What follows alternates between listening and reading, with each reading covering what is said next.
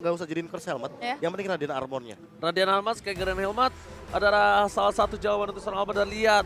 Langsung ada support system dari Albert yang berada di garis depan bersama dengan support system Clay dan juga Pin di sana ya.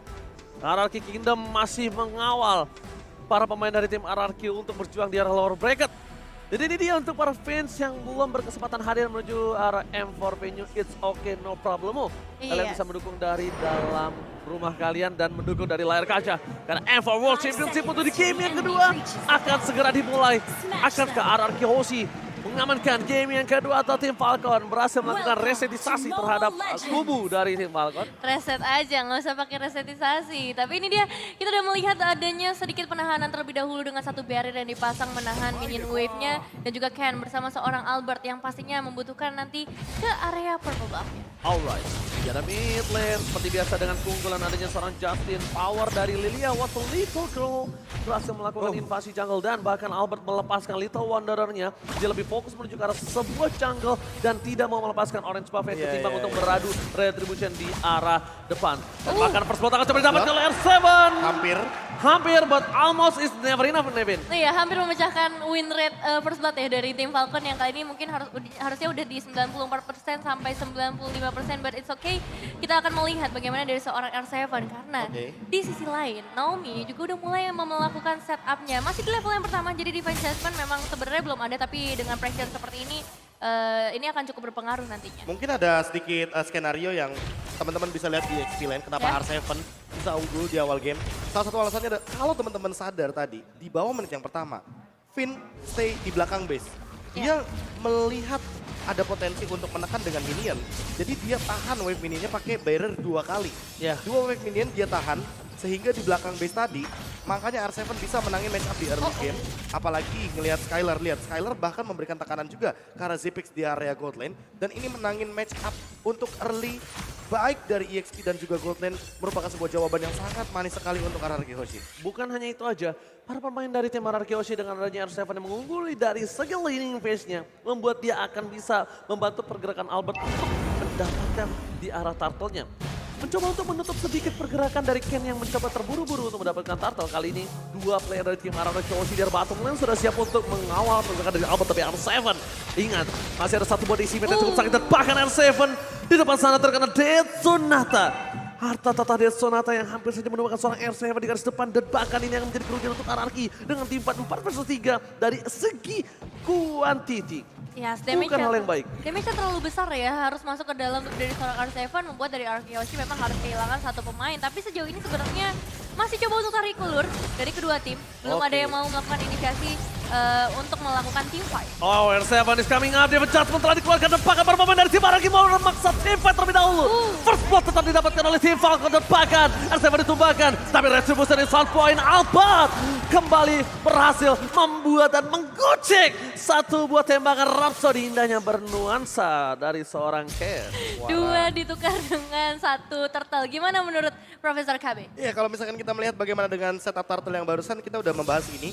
Bahwa sebelum permainan dimulai, setidaknya ada turtle yang ditukarkan, jadi ada sharing gold yang didapatkan. Skylar, farming 2 lane, itu yang terpenting. Dan bahkan tapi ini first blood-nya benar-benar lagi-lagi didapatkan oleh tim Falcon, Nevin. Ditambahin lagi. Win rate-nya tinggi banget, 94 harusnya. Dan bahkan para pemain dari tim RRQ dengan adanya satu buah turtle yang didapatkan, mereka masih belum bisa mengejar ketertinggalan yang dimiliki dari tim Falcon.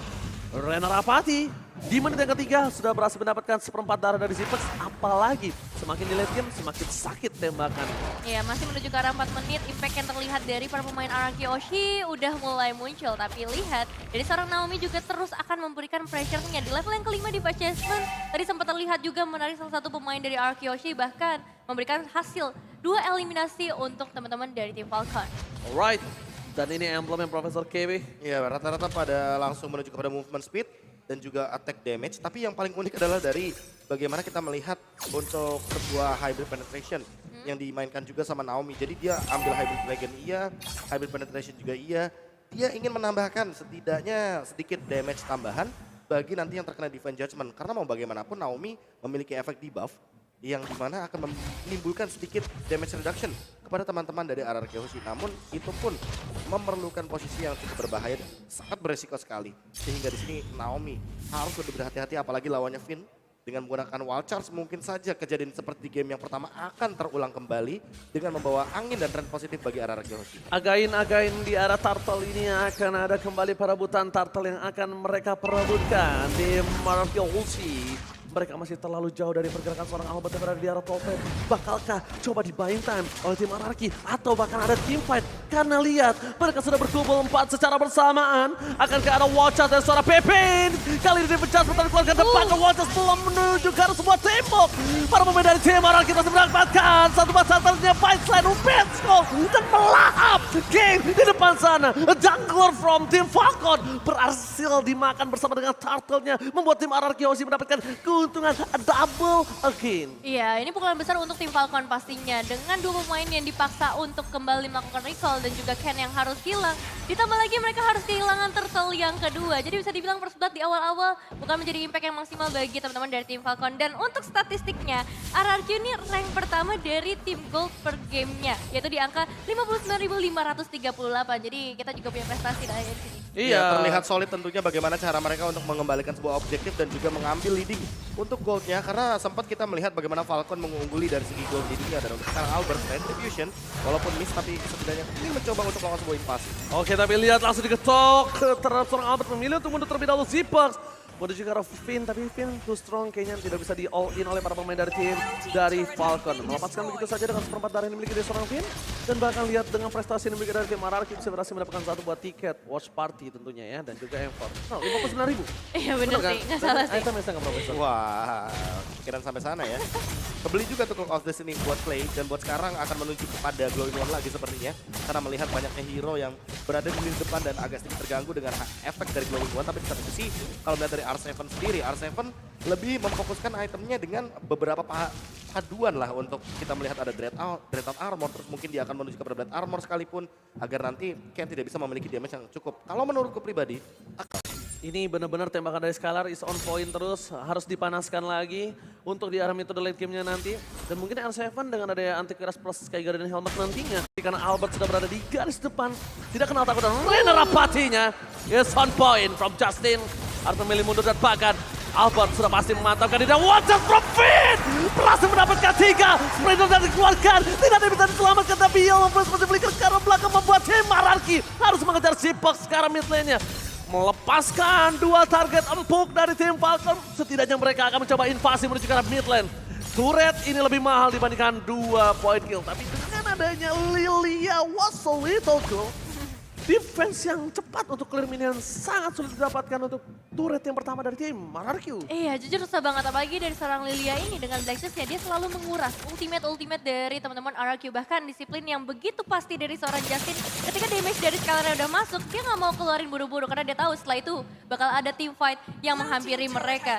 Dan sejauh ini juga memang dari RRQ Hoshi semakin mengungguli dengan 3 turtle yang diamankan berturut-turut. dan aku makin yakin ya, Finn ini adalah otak dari RRQ Hoshi. Yes. Ketika dia mendapatkan sebuah informasi bahwa tim Falcon ada 3 pemain di area mid lane, Skylar-nya baru bergerak menggunakan Ibirus Station. Setidaknya tadi kita sempat lihat bahwa Skylar muter dulu kan. Iya, benar banget. Tapi Watchers menuju ke arah seorang Justin Finn. Terbakar di depan sana, tidak bisa dilakukan follow up. Albert ditinggalkan, tidak ada bisa menemani dan David Jasper terhadap seorang Skylar berhasil dipendung. Albert mundur ke arah belakang. R7 menjadi badan terakhir yang dimiliki tim RRQ Hoshi untuk melakukan disengage. Tim Falcon kali ini berhasil menumbangkan Finn. Walaupun begitu, inisiasi yang dilakukan oleh seorang Nomi ini bagus banget. Yang harus diperhatikan adalah dia menginisiasi di posisi yang salah.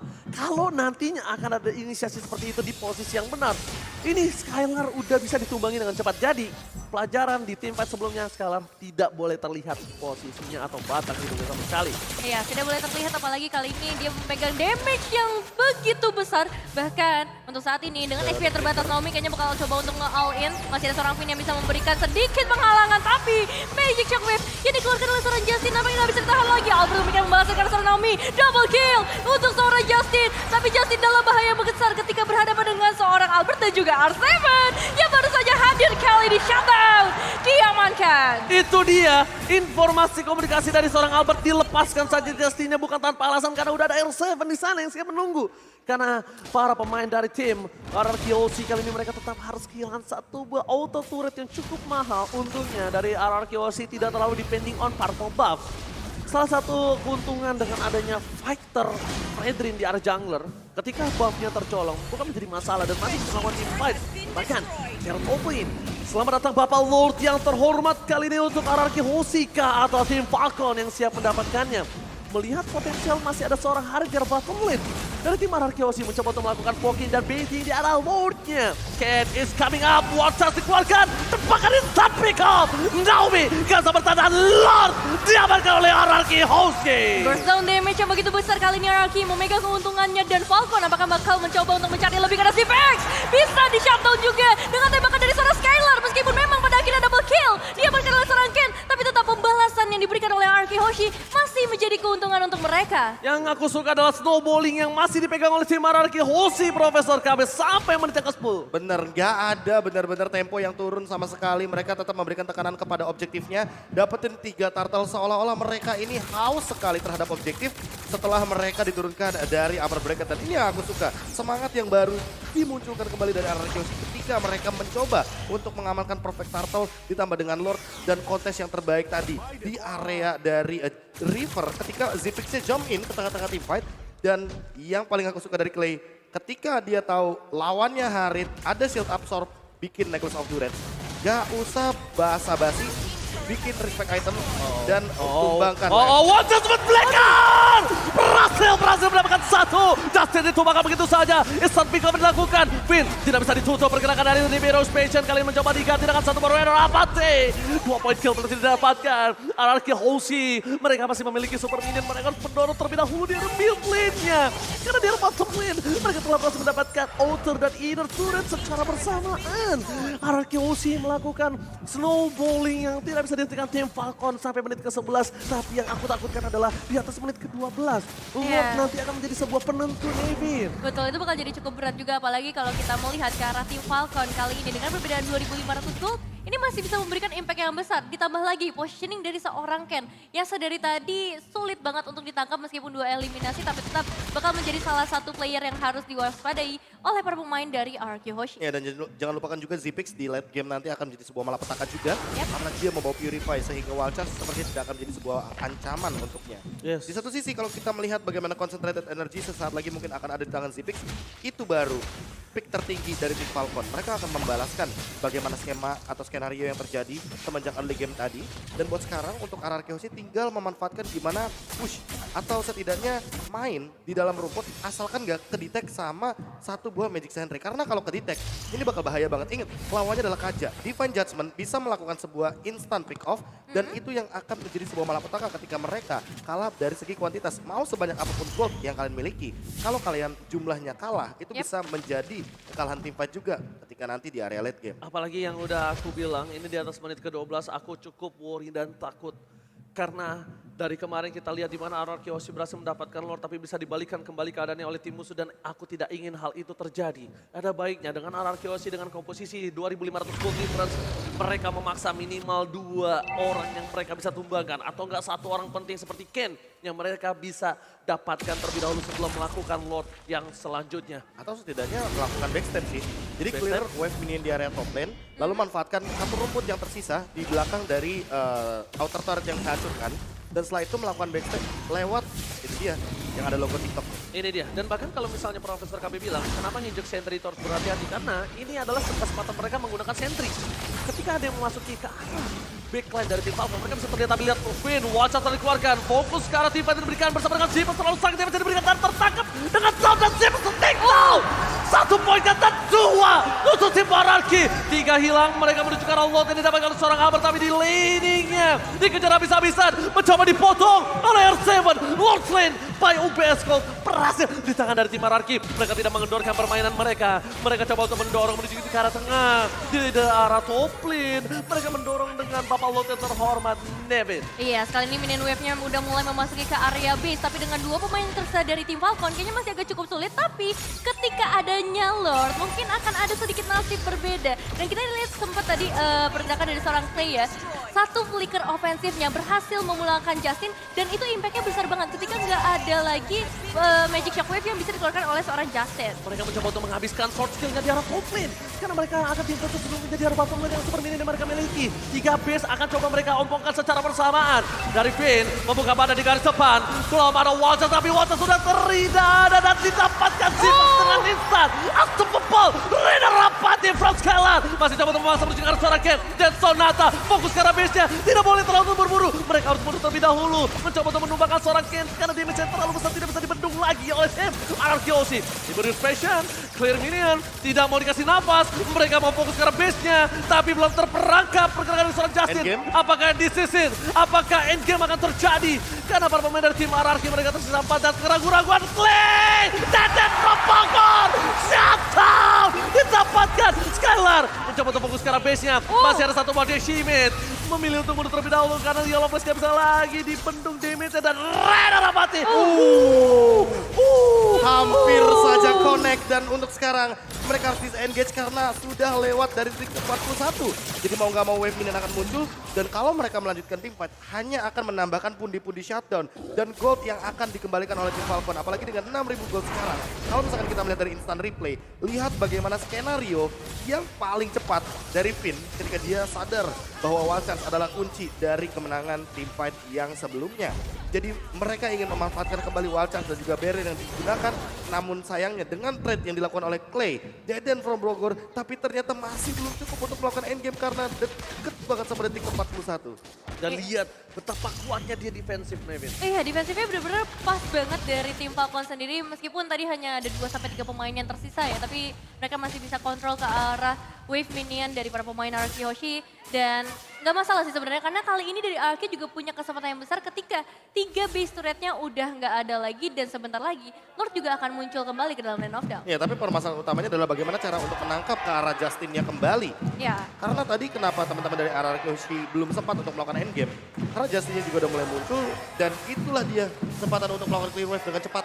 Karena kita tahu sendiri Lilia itu benar-benar hanya membutuhkan 2 stack atau tidak 3 stack aja lah untuk setidaknya bisa melakukan clear wave dengan cepat. Oke, 3, 2, 1, selamat datang Bapak Lord yang terhormat di Land of Down. Kali ini RRQ Hoshi dengan 5.000 gold difference mereka coba melakukan baiting kembali, melakukan all out terhadap team fight yang akan terjadi di 2 game secara berturut-turut. R7 bersama dengan Watchers, tapi ternyata belum berhasil menyentuh ke arah sebuah tembok. Betul. Tapi R7 berhasil menutup ke arah sebuah Ken. Ken akan coba ditunggangi, Lord berhasil didapatkan. Ken berhasil ditunggangi R7 dan lihat!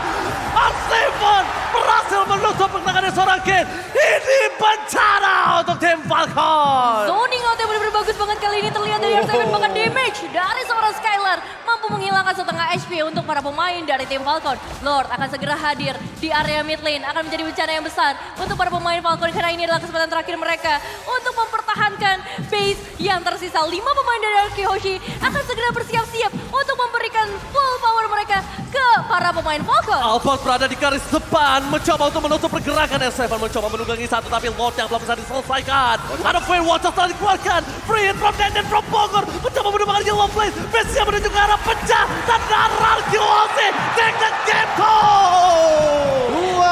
2-0 dan match point bagi RRQ Hoshi ini bisa menjadi sebuah tren positif untuk di game yang ketiga nantinya dengan kita melihat perform 2-0 dan 1 game lagi saat Menang, Yap. tapi mereka harus reset. Tidak boleh terlalu hype dan ini dia Deden from Bogor kembali menjadi spotlight. Tapi jujur R7 ini sih. menjadi player yang paling bersinar di game yang kedua. ya, entah ada apa dari kubu R7, entah Iya. motivasi R7. apa yang membakar